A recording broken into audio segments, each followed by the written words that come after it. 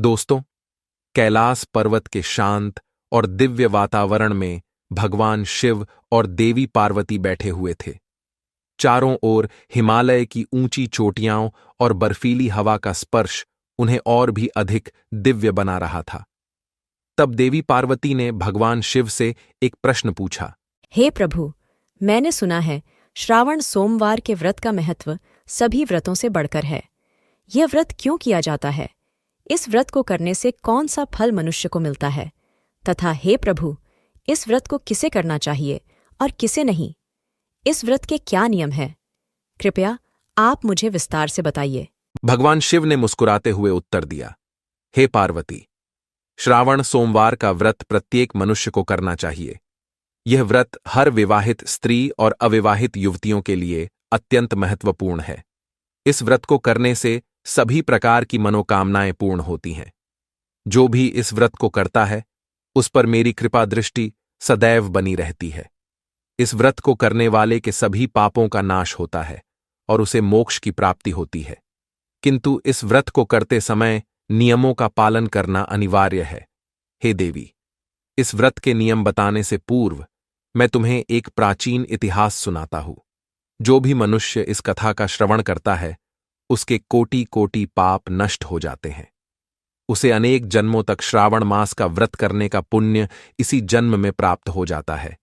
इसीलिए हे पार्वती, तुम इस कथा को ध्यान से सुनो। इस कथा को सुनने के बाद तुम्हें तुम्हारे सभी प्रश्नों के उत्तर मिल जाएंगे। देवी पार्वती कहती है, हे प्रभु, आपके मुख से इस कथा का श्रवण करना बड़े सौभाग्य की बात है। कृपया आप मुझसे वह कथा कहिए, मैं इसे ध्यान से पूरा अवश्य सुनूंगी। तब भगवान शिव देवी पार्वती को वह कथा सुनाने लगते हैं। बहुत समय पहले की बात है। मध्य देश में एक अत्यंत शोभायमान नगरी थी। उस नगरी में एक वैश्य रहता था, जिसका नाम था धर्मदास। धर्मदास का व्यापार बहुत ही सफल था और उसे समाज में काफी मान सम्मान प्राप्त था। उसके पास बहुत धन दौलत थी, परंतु वह अपने धन का उपयोग अच्छे कार्यों में करता था। धर्मदास की एक सुंदर पत्नी थी, जिसका नाम था सुमन। सुमन एक पतिव्रता स्त्री थी और अपने पति की बहुत सेवा करती थी। वह हमेशा भगवान शिव की आराधना में लीन रहती थी और उनके आशीर्वाद की कामना करती थी। धर्मदास और सुमन दोनों ही भगवान शिव के बड़े भक्त थे और वे नित्य भगवान शिव की आराधना किया करते थे। फिर जब श्रावण का महीना शुरू होने वाला होता है, तो सुमन ने एक दिन अपने पति से कहा, हे स्वामी, मैं श्रावण सोमवार का व्रत करने की सोच रही हूँ। इस व्रत के बारे में मैंने सुना है कि इसे करने से भगवान शिव की कृपा प्राप्त होती है और सभी मनोकामनाएं पूर्ण होती हैं। आप भी इस व्रत को करें, जिससे हमारे जीवन में सुख शांति बनी रहे। धर्मदास ने अपनी पत्नी की बात सुनकर उत्तर दिया, सुमन, मैं तुम्हारी बात से सहमत हूं। हम दोनों मिलकर इस व्रत को करेंगे और भगवान शिव का आशीर्वाद प्राप्त करेंगे। श्रावण मास का पहला सोमवार आया। सुमन ने पूरे विधि विधान से व्रत रखा। उसने सुबह स्नान करके भगवान शिव की पूजा की। धर्मदास ने भी व्रत रखा और भगवान शिव की आराधना की। इस प्रकार से सुमन और धर्मदास प्रत्येक श्रावण सोमवार के दिन भगवान शिव की पूजा आराधना किया करते और उपवास रखते थे। किंतु एक दिन उन दोनों से बड़ी भूल हुई। श्रावण महीने के एक सोमवार के दिन सुबह के समय सुमन का पति काम से अत्यंत व्याकुल हुआ जा रहा था। उसने अपनी कामेच्छा को पूर्ण करने के लिए सोमवार के दिन सुबह ही अपनी पत्नी के साथ संबंध स्थापित किया। यह बात उसे ज्ञात नहीं थी कि श्रावण सोमवार के व्रत के दिन ऐसा करना व्रत को भंग करने के समान होता है। जब धर्मदास ने श्रावण सोमवार के दिन सुमन के साथ संबंध बनाया, तो उसी क्षण उसका व्रत टूट गया और उसे महापाप लगा। फिर दूसरे दिन धर्मदास ने अपने व्यापार के सिलसिले में एक योजना बनाई। वह व्यापार करने के लिए विदेश जाना चाहता था। धर्मदास ने विदेश जाने के लिए नदी के मार्ग से जाने का निश्चय किया। इसीलिए अपने सेवकों से कहा, हे सेवकों, हमें व्यापार के लिए दूसरे देश जाना है, इसीलिए तुम एक नौका लेकर आओ। फिर जब धर्मदास अपने व्यापार के लिए जाने लगा, तब सुमन ने उससे कहा, हे स्वामी, आप सुरक्षित जाइए और जल्दी लौटकर वापस आइए। मैं आपका इंतजार करूंगी। तब धर्मदास कहते हैं, हे सुमन, तुम चिंता मत करो, मैं विदेश में चीजें बेचकर जल्दी से लौटकर आ जाऊंगा। फिर धर्मदास नौका में बैठकर नदी के रास्ते से विदेश जाने के लिए निकला। बहुत समय तक सफर करने के बाद अचानक से नदी में एक भयंकर तूफान आ गया। यात्रा के दौरान उसकी नौका एक भयंकर तूफान में फंस गई। उनकी नौका भयानक बवंडर में फंसकर डूबने लगी। नौका में फंसे सभी लोग जोर जोर से चीखने चिल्लाने लगे और फिर कुछ समय बाद वह नौका उन सभी के साथ नदी में डूब गई। इधर जब उसके पति की नौका डूबने का समाचार सुमन को मिला तो वह बहुत दुखी हो गई और जोर जोर से रोने लगी। सुमन की सास भी बहुत दुख से शोक विलाप करने लगी। सुमन की सास ने क्रोध में आकर सुमन से कहा, अरे पापिनी, तेरे ही पाप के कारण आज मेरे बेटे की नौका डूब गई है। तूने अवश्य ही कोई महापाप किया होगा। तब सुमन कहती है, हे सासू माँ, आप यह क्या कह रही है? मैंने कोई पाप नहीं किया है। मैं एक सच्ची पतिव्रता नारी हूँ। मैंने कभी अपने पति के लिए अशुभ विचार नहीं किया। सुमन की सास कहती है, अरे कुल्लटा, तू बहुत भोली बन रही है। मैं सब जानती हूँ। तेरी जैसी पापिनी स्त्रियों के पति जवानी में ही मर जाते हैं। तूने ही कोई न कोई घोर पाप किया है, जिस कारण से तू विधवा हो गई है। अब तू इस घर में निवास नहीं कर सकती, इसीलिए शीघ्रता से इस घर को छोड़कर चली जा। सुमन कहती है, हे सासू माँ, अब मैं कहाँ जाऊँ? मेरे पति के अलावा इस दुनिया में मेरा कोई नहीं है। कृपया आप मुझे घर से ना निकालिए। मुझे विश्वास है कि मेरे पति जीवित है और वे जरूर लौट कर आएंगे। सुमन की सास कहती है, अरे दुष्टा, तू मेरे बेटे को खा गई और कह रही है कि मैं तुझे इस घर में रहने दूँ। तू अब यहाँ से निकल और कहीं पर भी चली जा। चाहे तो जिस नदी में डूबकर तेरा पति मर गया है, वहीं जाकर तू भी मर जा। इतना कहकर सुमन की सास ने उसे धक्के मारकर घर से निकाल दिया। सुमन घर से निकलकर चली जाती है। चलते चलते वह एक जंगल में पहुंच जाती है। उसी जंगल में एक विशालकाय वृक्ष होता है। उस वृक्ष के नीचे सुमन को एक प्राचीन शिव मंदिर दिखाई पड़ता है। सुमन उस मंदिर के पास जाती है तो देखती है उस स्थान पर कोई नहीं है। सुमन शिवलिंग के पास जाती है और भगवान शिव से प्रार्थना करने लगती है, हे प्रभु, मुझसे ऐसी क्या भूल हो गई जिसका मुझे इतना बड़ा दंड मिल गया? हे भोलेनाथ, आप तो दया के सागर है, समस्त चराचरों को माफ कर देते हैं। फिर मेरे द्वारा ऐसा क्या पाप हो गया जो क्षमा के योग्य नहीं था?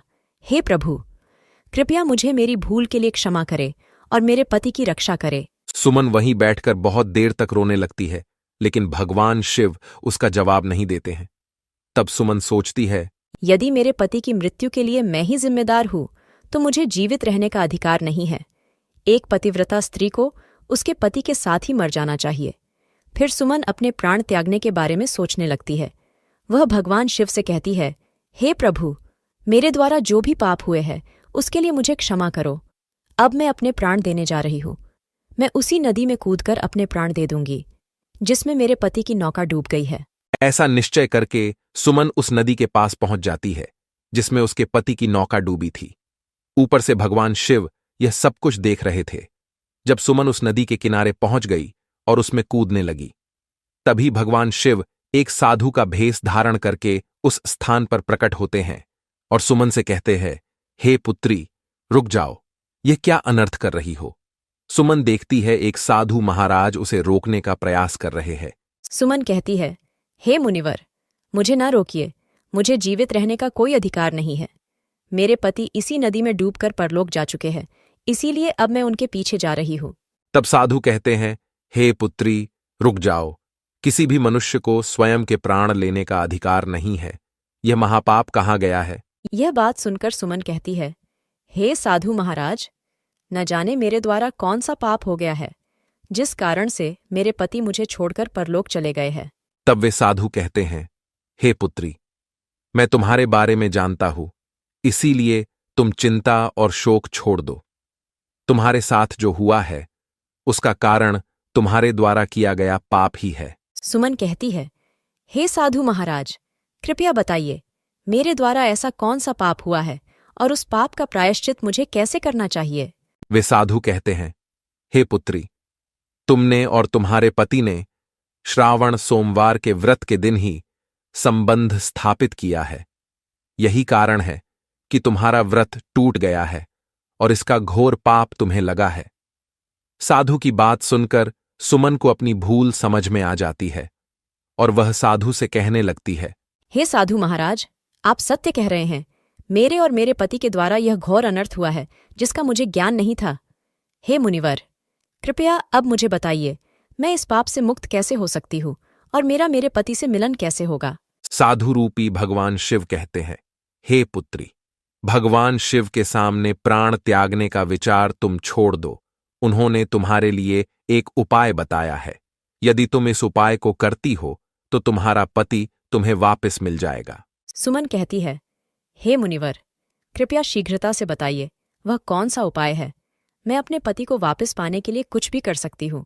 तब वह साधु कहते हैं, हे पुत्री, यदि तुम अगले श्रावण सोमवार का व्रत विधिपूर्वक करोगी और ब्रह्मचर्य का पालन करोगी तो निश्चित ही तुम्हारा व्रत सफल हो जाएगा और भगवान शिव की कृपा से तुम्हें तुम्हारा पति वापस मिल जाएगा। सुमन ने साधु के चरणों में गिरकर कहा, हे महाराज, मैं आपकी बात मानूंगी और अगले साल श्रावण सोमवार का व्रत करूंगी। साधु ने उसे आशीर्वाद दिया और कहा, तुम्हारा पति तुम्हें अवश्य वापस मिलेगा। भगवान शिव की कृपा से सब कुछ ठीक हो जाएगा। फिर वे ऋषि उस स्थान से अंतर्ध्यान हो जाते हैं। उस साधु का अचानक से अदृश्य हुआ देखकर सुमन अचंभित हो जाती है। उसे समझ में आ जाता है कि साक्षात भगवान शिव ही उसे दर्शन देने के लिए आए थे। सुमन ने भगवान शिव की बात मानी और शिव मंदिर में 1 साल तक रही। उसने ब्रह्मचर्य का पालन करते हुए व्रत किया और श्रावण मास के आने का इंतजार किया। उसने दिन रात भगवान शिव की आराधना की और अपने पति की सुरक्षा के लिए प्रार्थना की। अगले साल श्रावण मास आया और सुमन ने विधिपूर्वक व्रत किया। उसने ब्रह्मचर्य का पालन करते हुए भगवान शिव की पूजा की और अपनी मनोकामना पूरी होने की प्रार्थना की। व्रत के बाद भगवान शिव प्रकट हुए और उसे दर्शन देकर कहा, हे पुत्री, तुम्हारी भक्ति और पूजा से मैं प्रसन्न हूं। तुम्हें जो भी वर चाहिए मांग लो, मैं तुम्हारी मनोकामना को अवश्य पूर्ण करूंगा। तब सुमन कहती है, हे प्रभु, मेरे ही पाप के कारण मेरा मेरे पति से वियोग हो गया है। कृपया मुझे मेरा पति लौटा दीजिए। फिर भगवान शिव कहते हैं, हे पुत्री, तुम्हें तुम्हारा पति अवश्य प्राप्त हो जाएगा। अब तुम शीघ्रता से नदी के पास जाओ, तुम्हारा पति तुम्हें नदी के पास ही मिलेगा। इतना कहकर भगवान शिव अंतर्ध्यान हो जाते हैं। सुमन भगवान शिव को प्रणाम करती है और दौड़ती हुई नदी के पास गई और देखा कि उसका पति धर्मदास नौका में बैठकर आ रहा है। अपने पति को जीवित देखकर सुमन बहुत प्रसन्न हुई। फिर धर्मदास नौका से किनारे पर आ गया और नौका से उतरकर उसने सुमन को देखते ही कहा, सुमन, भगवान शिव ने हमारी रक्षा की है। मैं तुम्हारे पास वापस आ गया हूं। सुमन अपने पति को देखकर बहुत प्रसन्न हुई और उसने भगवान शिव का धन्यवाद किया। उसने कहा, प्रभु, आपकी कृपा से ही मेरे पति की जान बची है। मैं आपके प्रति सदैव कृतज्ञ रहूंगी। धर्मदास ने भी भगवान शिव का आभार व्यक्त करते हुए कहा, हे भगवान, आपकी कृपा से ही मैं जीवित हूं। हम दोनों सदैव आपके व्रत का पालन करेंगे और आपकी आराधना करेंगे। इस प्रकार सुमन के व्रत के फलस्वरूप उसके पति की जान बच गई और उनका जीवन सुखमय हो गया। यह कथा सुनकर देवी पार्वती ने भगवान शिव को प्रणाम किया और श्रावण सोमवार व्रत की महिमा को समझा। इस कथा से यह सिद्ध होता है कि श्रावण सोमवार का व्रत अत्यंत महत्वपूर्ण है और इसे विधिपूर्वक करने से सभी प्रकार की मनोकामनाएं पूर्ण होती हैं। भगवान शिव ने कहा, हे पार्वती, श्रावण सोमवार का व्रत केवल स्त्रियां ही नहीं बल्कि पुरुष भी कर सकते हैं। यह व्रत सभी के लिए लाभकारी है। जो व्यक्ति इस व्रत को विधिपूर्वक करता है उसे मेरी कृपा प्राप्त होती है और उसके सभी कष्ट दूर हो जाते हैं। हे पार्वती, अब मैं तुम्हारे दूसरे प्रश्न का उत्तर देता हूं। उसे ध्यान से सुनो। किन मनुष्यों को श्रावण सोमवार का व्रत नहीं करना चाहिए? पहली है पति को छोड़कर दूसरे पुरुष के पास जाने वाली स्त्री। भगवान शिव ने बताया कि जो स्त्री अपने पति को छोड़कर किसी अन्य पुरुष के पास चली गई हो उसे श्रावण सोमवार का व्रत नहीं करना चाहिए। यह आचरण सामाजिक और नैतिक दृष्टि से अनुचित माना जाता है। विवाह एक पवित्र बंधन है और इसमें विश्वास और वफादारी का महत्व सबसे अधिक होता है। पति को छोड़कर अन्य पुरुष के पास जाने वाली स्त्री ने अपने विवाह बंधन का उल्लंघन किया होता है। यह न केवल उसके पति के साथ विश्वासघात है, बल्कि समाज के नैतिक ढांचे के खिलाफ भी है। श्रावण सोमवार का व्रत, जो शिव पार्वती के आदर्श प्रेम और समर्पण का प्रतीक है, ऐसे व्यक्तियों द्वारा करना उचित नहीं है। दूसरा है पत्नी के अलावा अन्य स्त्री के साथ संबंध रखने वाला पुरुष।